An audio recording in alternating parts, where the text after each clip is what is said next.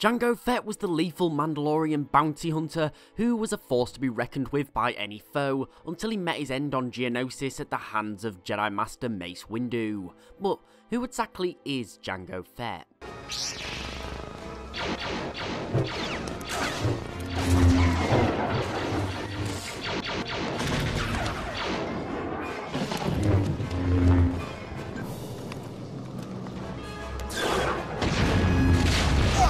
Now, fairly little canon knowledge is known about Fett's early life. He was born before the Battle of Naboo, and he claimed to be from the fragmented Outer Rim world of Concord Dawn, a famous world from the Mandalorian warriors that had had a huge portion of its southern hemisphere blown off.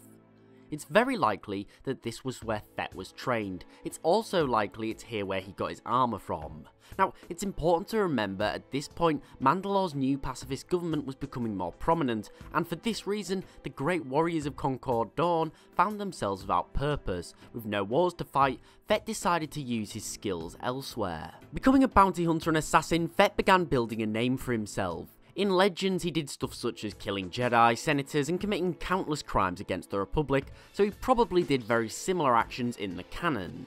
He did all of this, however, donning his Mandalorian armour, and for this reason, the Mandalorian government, fearing it would make them appear as if they were back to their old ways, officially chose to disavow any connection to Fett, claiming that his armour was an artifact that was stolen from them.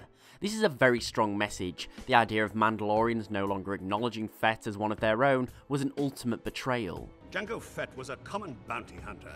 How he acquired that armor is beyond me. Through Fett's exploits, he was eventually noticed by Darth Tyrannus, or Count Dooku, who was working for Sidious. At this point, the two had hijacked the plan of Master Sifo Dyas' Grand Army of the Republic, and were looking for a template to base the army on. They likely chose Fett because he was a model soldier in many ways. Also, Mandalorians were amongst the most fearsome species in the galaxy, and this reputation would be one that would be captured by the clones. It's very unlikely that Fett knew about Sidious and Dooku's plan of Order 66 and to take power. After all, he was a bounty hunter, a gun for hire to the highest bidder, and entrusting him with this sort of information wouldn't really make that much sense. Now, we know what happens from here. Jango requests an unmodified clone for himself who becomes his son Boba, as well as 20 million credits, and goes to Kamino to carry out the cloning and training of the Grand Army. He attempts to kill Senator Amidala, however fails, which eventually leads to the Battle of Geonosis, where he dies at the hands of Mace Windu. Ultimately, Fett was a savage killer, bolstering a diverse plethora of weapons, not only those connected to his armour, but even taking out targets using more unconventional methods, using the Kohus, the lethal insectoid that would poison targets, for example. Fett's downfall was a considerable loss to the galaxy. He was one of the most prolific killers for hire, and a threat to all those with a price on their head.